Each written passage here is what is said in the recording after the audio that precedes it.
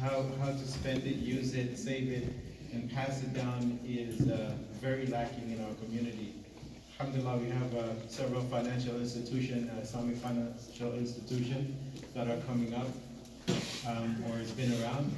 So with that, inshallah, we're just gonna have Brother Yasser, the financial planner from the company, introduce himself a little bit more and maybe thank all the brothers and everyone that's helping us with all the good pizzas and food and stuff like that. So without further ado, I give you Brother Yasser. Assalamu alaikum. Assalamu alaikum warahmatullahi wabarakatuh.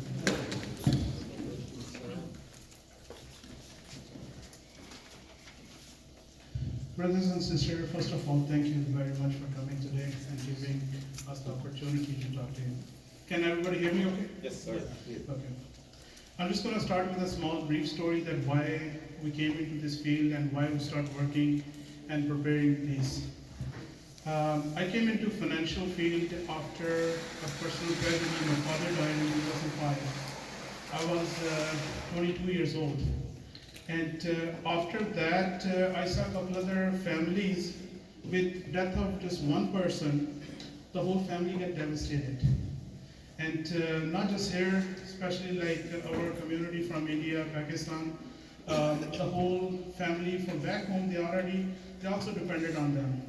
So I came into financial field, I said, we need to figure out a way to help our community members, help them to achieve financial security and protect themselves.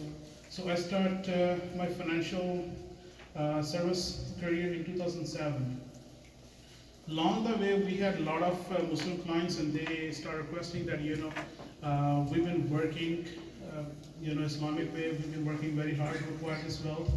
We need to, distribute according to Quran, distribute according to the Islamic law. We don't just want a state to take over, we don't want state to just handle it according to their law. We want to handle it according to our wishes and our Islamic law. So we started doing a research in 2014, took us over 2 years, and we came up with a plan that according to American law and also Islamic law. And also we need to keep in mind there's a lot of Islamophobia and Sharia phobia going on. The moment you say Sharia word, everybody's just gonna be angry and think we are the worst people on the earth, unfortunately. So we developed a plan with my attorneys that they need to comply on both levels without going through and targeting any issues. So in Quran, Allah subhanahu wa ta'ala says that the requirement for will, wasiya, is it has to be written, has to be distributed according to the commandment of Allah, and has to be witnessed. So these are only requirements from Quran. It doesn't say that we have to mention that you have to be has to be written by Sharia, it has to be written by a lot of other scenarios. So in American law, they required how to be written, how to be witnessed and notarized. So we're going to go after full detail and go through it, inshallah.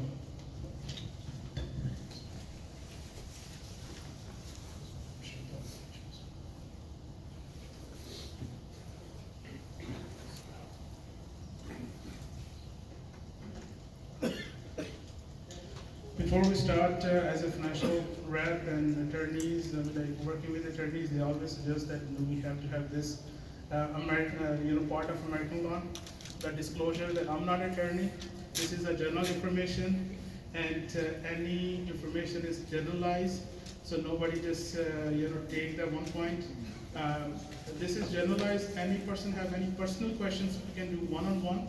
I do not like to share or discuss personal family matters in a general gathering, so I would like to keep it confidential.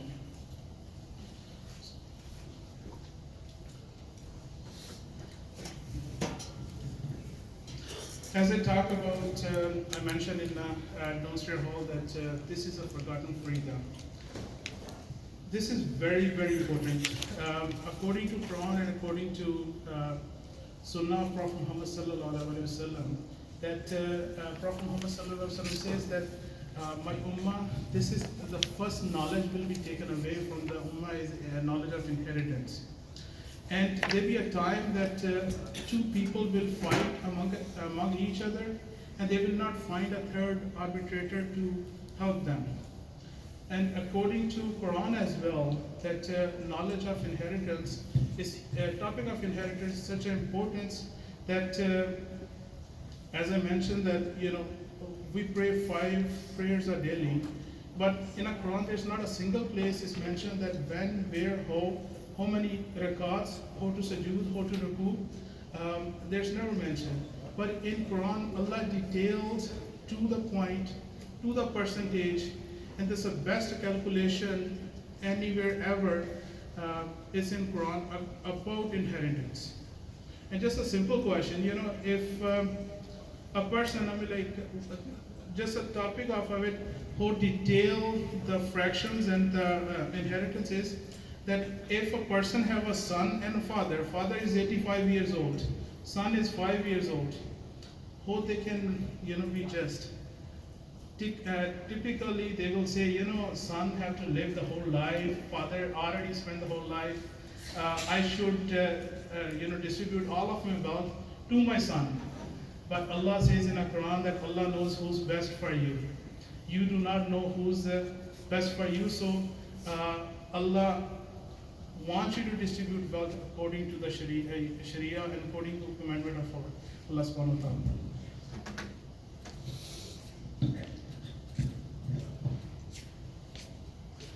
ta'ala. One of the things I would like to continue on it, after a few slides, we're going to have our question and answers. We have a time until Isha, about hour and a half, so I would like to have a generalized question, as many as possible, on each slide, and we will go through it. Couple other things. Number one,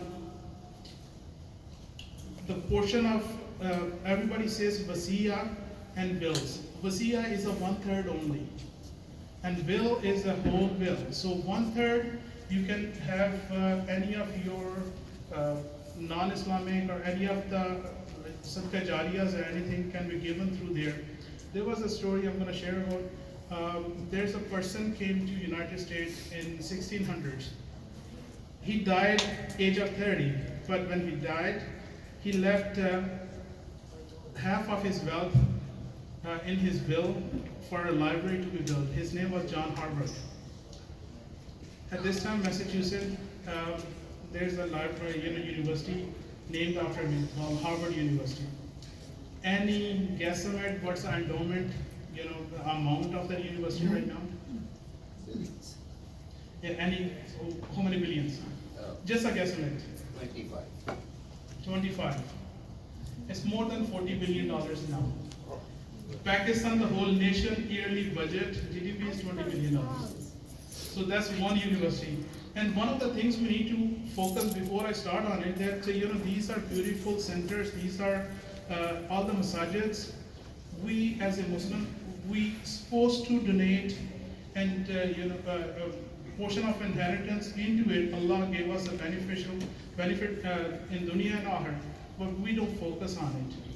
10 years, 20 years, 50 years from now, when the new generations are coming, who's going to be taking care of these bills? Who's going to be taking care of the masajids? So if we train our community that, portion 5-10% of your assets should go to your local community, local masajids, that will continue years and years and come, afterward.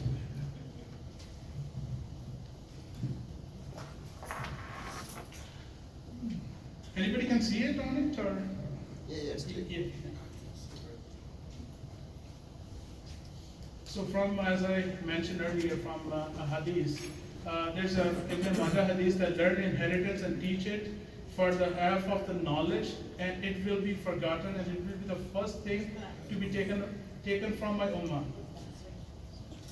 And the second, it goes on, learn inheritance and teach it to the people, for the knowledge will be decreased until two people will differ amongst themselves over inheritance, but will not find arbitrator. Okay, the main agenda for today is we're going to talk about state planning. Who needs estate planning? what makes a plan Islamic? We can't just put a sticker of halal and make it Islamic. Components of estate planning, question answers. What is estate? Estate is all your wealth, your business, your jewelry, and Toyota Camry for Pacific Muslim cars. So any insurance, any business, life insurance, even though life insurance in an Islamic point of view is generated after you die. So it doesn't count in your inheritance. The goal, control your property while you are alive. So we want to have a certain planning that you have full control of your property, as well as take care of ourselves, and when we become disabled, loved ones when they pass away. So on top of it, distribute according to Islamic law. And last one, my favorite, save every tax dollars, professional fees, and court costs legally possible. We're not going to do anything illegal. I worked so hard to come to this point, and I'm not going to advise anybody to do that. But in legal system, there are so many limitations, so many things we need to do. Like probate, we're going to go on and we're going to tell you about it. In Quran, Surah Baqarah, Allah says that it is ordained for you when death approaches, when any of you, and he is leaving wealth, that he makes a fair testament in a favor of his parents and near relatives. Duty upon those who have a taqwa. There's a share for men and share for women. By the way, in 1400 years ago, Islam was the first religion to give this any inheritance to women. And we are titled that we don't care about women. We have more respect for our females in Islam than any other religion that I study. Who is left by parents and those nearest relatives, and whether the property to be small or large. So it doesn't matter what size of property do you have. In Hadith, narrated by Abdullah bin Umar, Allah's Messenger, peace be upon him, said, "It is not permissible for any Muslim who has something to will and stay for 2 nights without having his last will and testament written and kept ready with him." That's one commandment, that's one order.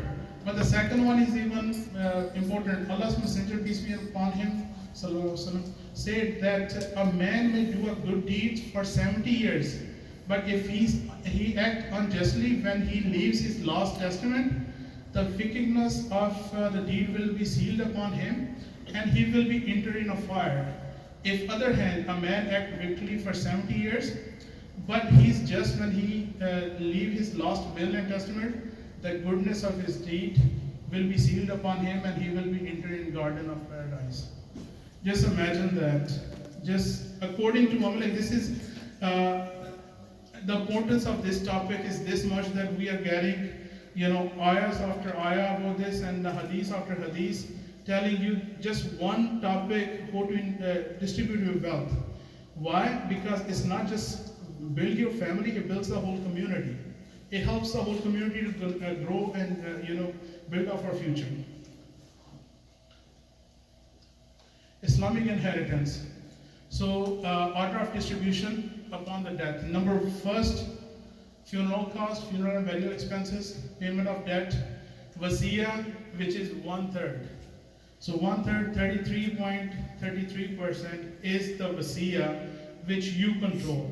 The rest 2/3 is you do not have any rights to say who does it go to. Sharia distribution. Surah Nisa, ayah 11, starts with, Yusikumullahu fi awladikum. Just imagine, Allah instructs you, Allah orders you concerning your children. So these are orders that we ignore. How many people, just raise up the hand, how many people attended any of the seminars, and how many people from here, we have over 20-30 people, already completed their last will and testament? 1, 2, 3, 4, 5. So it's like 6, about less than 10%, 10 to 15% of people. This is, we have order after order after order.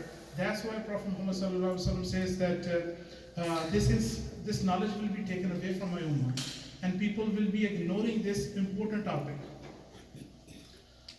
Ayah 12, Ayah 11 and Ayah 12 describes the whole distribution system, and our distribution in our company is based on these two ayahs. So every single distribution according to your personal family, we go to compare with the calculation of Quran, and then we put it in the bill. Ayah 13.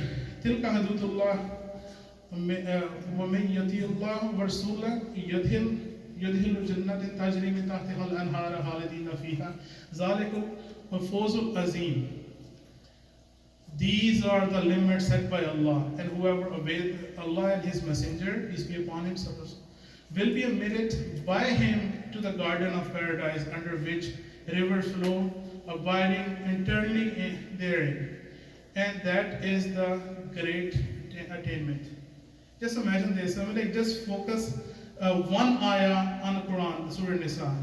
That what a glad, gift from a God. Just doing one thing need to be done according to our law and American law. That we have to have a will to have a distribution property. Third one, then after the punishment comes. Ayah 14, Surah Nisa. وَمَن يَسِيُ اللَّهُ وَرَسُولَهُ يَتَعَدَّ حدوده يدخله نارا خالدين فيها وله عذاب مهين. And whoever disobey Allah and His Messenger and transgressed His limits, He will put him into fire to abide eternally therein, and he will have a humiliating punishment. Just on one topic. Okay, what happens if we don't obey the Allah subhanahu wa ta'ala orders? Allah also says, there's actually a hadith that whoever avoid giving inheritance to his heirs, Allah will deprive him from his inheritance in paradise on the day of judgment.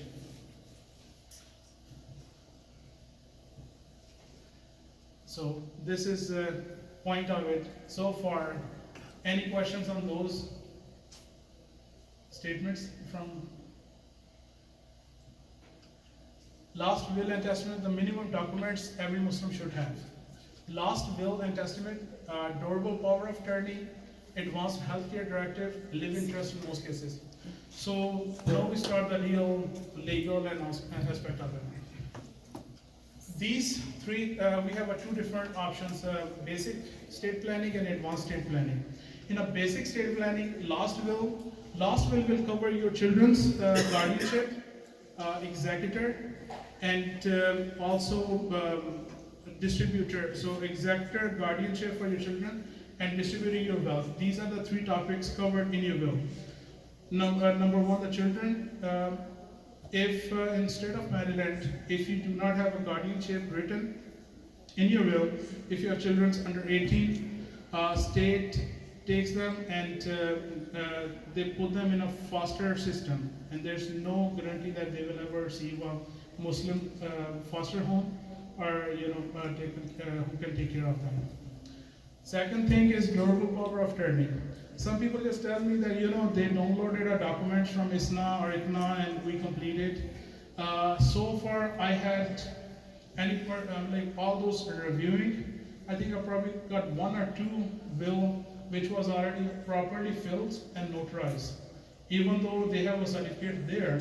But people fail to complete properly, and they don't fill and they don't take a time to notarize.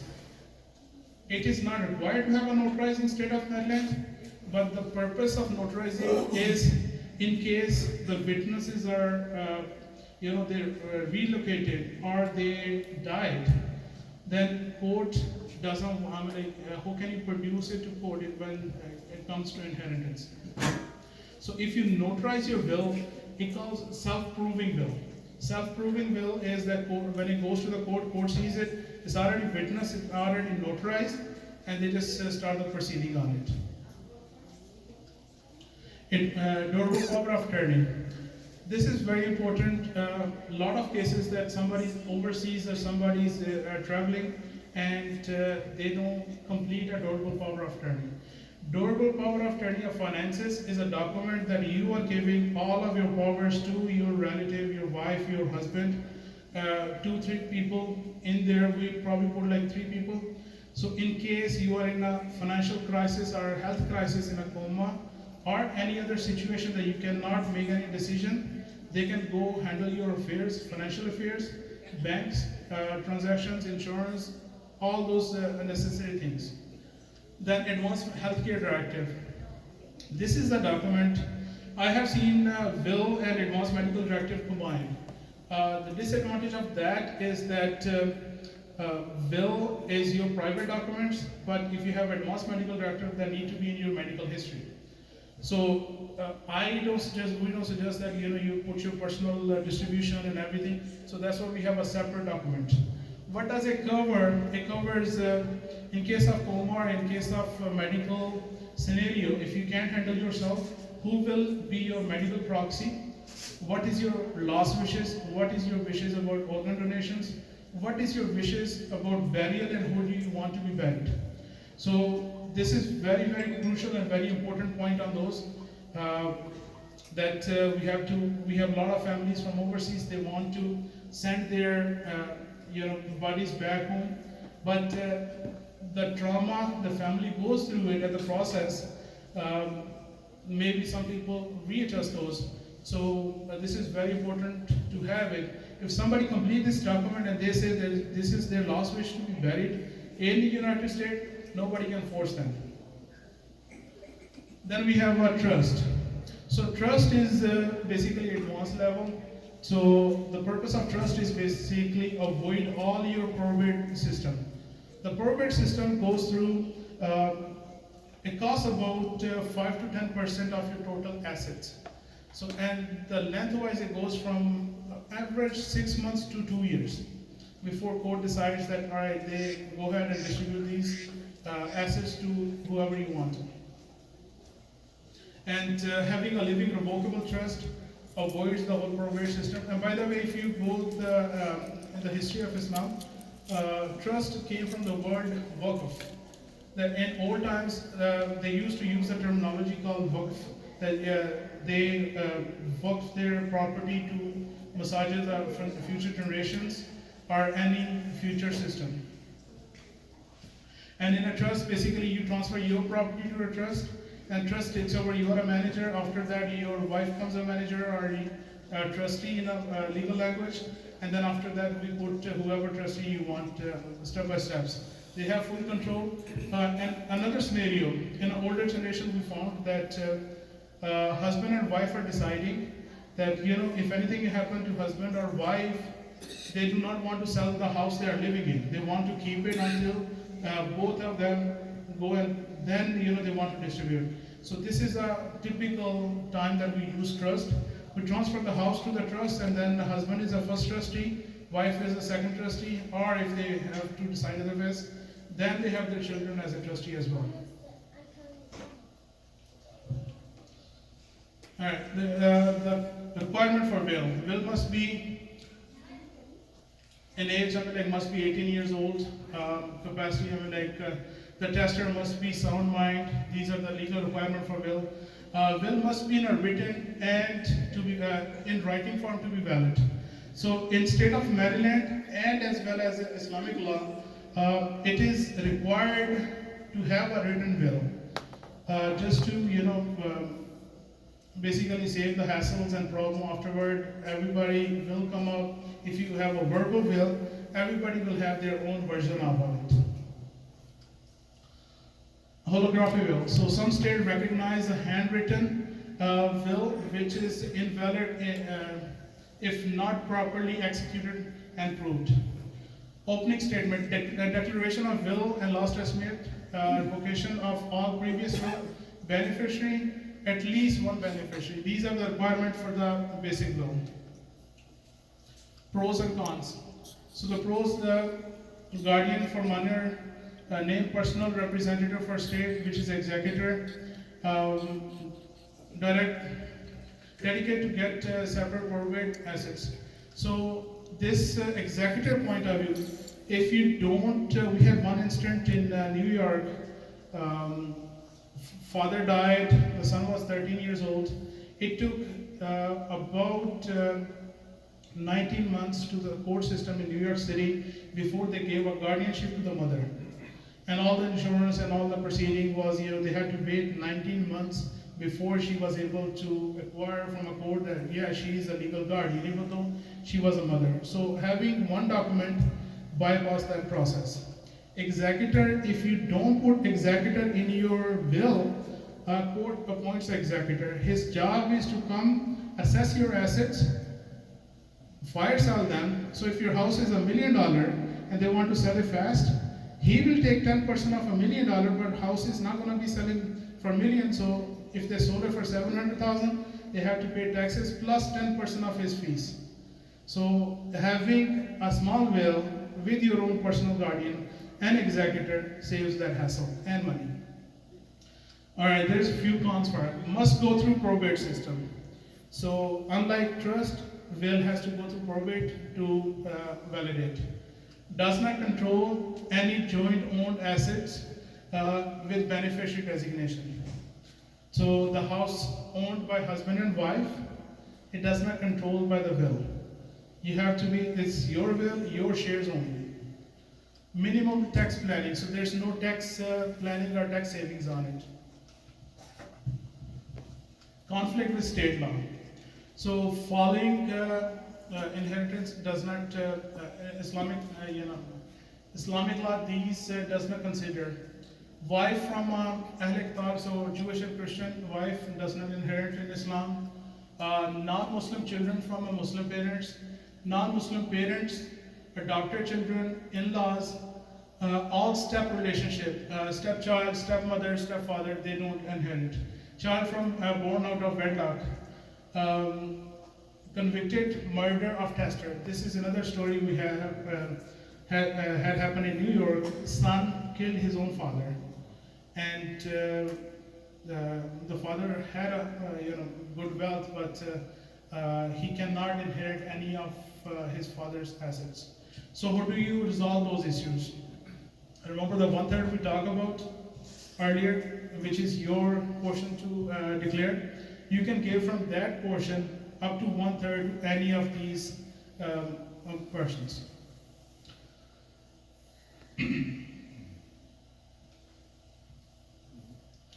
Serious consequences, we're going to talk about death now. So the main consequences of death. Prophet Muhammad sallallahu alaihi wasallam would not offer funeral prayers for the person in a death. So there's real stories about it that Prophet Muhammad sallallahu alaihi wasallam was by the funeral, and there was a funeral of a Sahaba, and they asked him, does he own any debt? And they say yes. And Prophet Muhammad sallallahu alaihi wasallam turned away and started walking. To that much that the Sahaba start crying, and one of them say, Ya Rasulullah sallallahu alaihi wasallam, I take the responsibility of this person and pay the debt. And then he turned and gave the janazah. We have so many debt. We have a house, we have cars, we have obligations, which we're going to talk about. And also, it says in Ibn Majah, the soul of the believer is attached to his debt until debt is paid off. Alright, debt to Allah, unpaid zakat, unaccomplished Hajj. So if people can't afford, but if they can afford, they should perform Hajj. Missed fasting, missed homes, kufaras, any undischarged wars, any undischarged sacrifice animals, adiyah, qurbani. So if you can afford to give a qurbani and you are not giving those, debt to people, deferred meher. A lot of people bypass this. One important, if you haven't had meher paid, it need to be paid. It's very important. A lot of people still haven't had paid it off. Credit card payments, car loans, mortgage loans, home equity, donation amount pledged during the fundraisers. Very, very, very, very important in all those masjids. Every time we have a fundraiser in every single masjid, it's going to be hundreds of thousands of dollars, and then poor guys there from masjid, they are running behind people. Please, pay your pledge. This is very important to. This is a loan. This is a debt on you.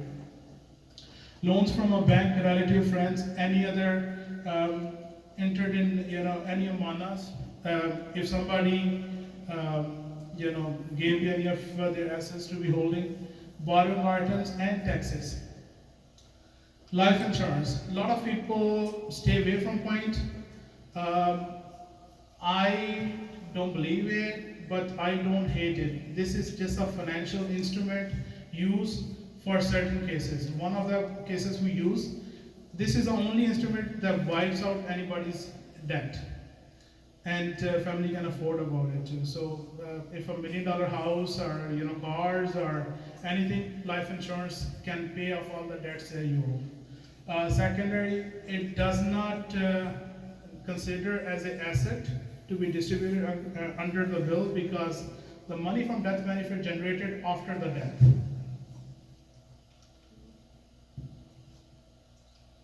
Estate planning documents requirements.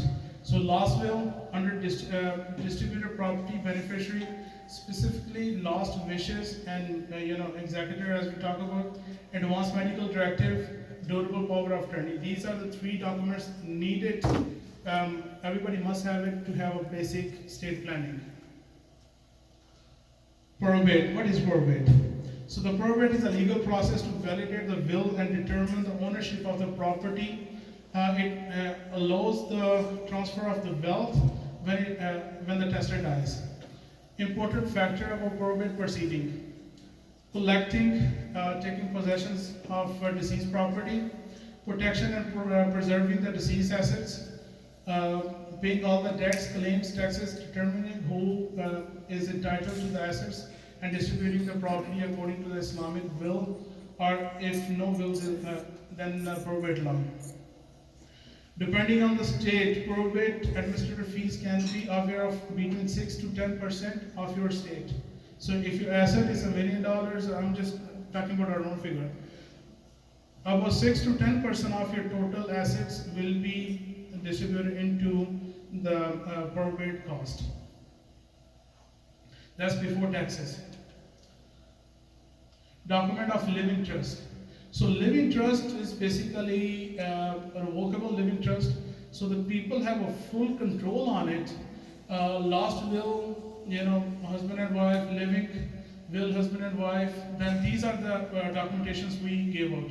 Power of attorney for both husband and wife, then funding documents, transfer of assets like a quitclaim deed. When you own a property, you have to transfer your property to the trust. So the document is used to transfer is called quitclaim deed. Without a valid will, your state intestate law applies. State will distribute your wealth according to predefined rules. Sons and daughters will receive equal shares, violating Islamic laws, inheritance. Non-Muslim may become entitled to your wealth. Probate court will appoint executor, guardian for your children. You cannot make a bequest, thus depriving sadaqah and benefit from thereafter. And if relatives cannot be located, Uncle Sam's become your most important relative. So one thing actually, a lot of us are foreigners. We don't pay one attention that how many of us over here, when they came, I'm not talking about the immigration law, they registered their marriage in the state. Anybody? So how many of us registered their marriage with the state? You registered? You mean marriage? Your marriage, even you married overseas. But you didn't have to. When we came, there was no law that you have to tell the state you are married and who's your wife, because you had already a marriage certificate. Yes. And they accepted that certificate. Yeah. So basically, these days, if you don't marry and your wife is a green card holder, she probably have to pay a lot more taxes, and the inheritance in according to American law becomes much more difficult. So if you never had registered, first thing need to be registered. Yeah, this is my husband and wife, whoever comes up. So secondary, having a will with written that in name of a spouse that this is husband and wife also validate that point as well. I know, but it's only, sorry, go ahead. Yep. You're talking about green card, but those who are citizens of US. Citizens of US also, it's easier for them because they are, American law says that, if you are a green card holder, you technically don't have to live in this country, you can just take your assets and go back. So it is important to register your marriage and also have documentation showing that you are married. Even after US citizenship? No, you are citizenship, then you are okay. Yeah. Okay, what I'm saying is that the tax laws allow you to do a joint return, or she can follow her return and you can follow your return. But in Islamically, you own whatever you own, your wife owns, there is no relationship in that one. She writes her will, you write your will. She declared her asset in that one, and that's what I was going to ask you a question later, but which I asked. Yeah. So good point. There's a couple of things. Those are the proving facts. But when distributor goes to, these are the documents they have to take it to the court to prove, yeah, we are husband and wife. This is the tax return we are filing jointly. We've been filing jointly for so long. Where does it go? To the court in the state. So if the state already have registered marriage, that's also one step. I know Islamic law says we can marry. We don't have to do the registered marriage, but it is important to have it. It does cut down some of the effects. Do they recognize marriage certificate? Let's say you married outside of America, and won't the court recognize the marriage certificate? Yeah, they do recognize it. You just have to, they have their own certificate as well. You just have to go tell them that we are, this is our certificate from overseas. We are husband and wife. We just want to register our, marriage in our state. We are living here for so long, but we never got a chance, or we never have done. Yes, go ahead. Do you register that in the court in Rockville, or where do you register? So your county, I live in Anne Arundel County. Okay. So your county clerk office or marriage registrar office, it's not expensive. It just takes it's like I think $50 or so for the certificate and registration. So it does for long term. It is a beneficial for everybody to have done. Yes, brother. Does that registration that you mentioned, does that constitute a license? Does the license have to go with those certificates? Right. License mean from a different Marriage state or license. marriage United license? States, yes, a marriage license. So, what do you mean? Just give me a little more definition. So, Ordinarily, the state might require you to get a marriage license, yeah. before you can register that marriage. I'm asking you, if somebody has a certificate from outside or a certificate from the mosque, So every certificate from a mosque, they actually coordinate with the state, and state gives them a certificate.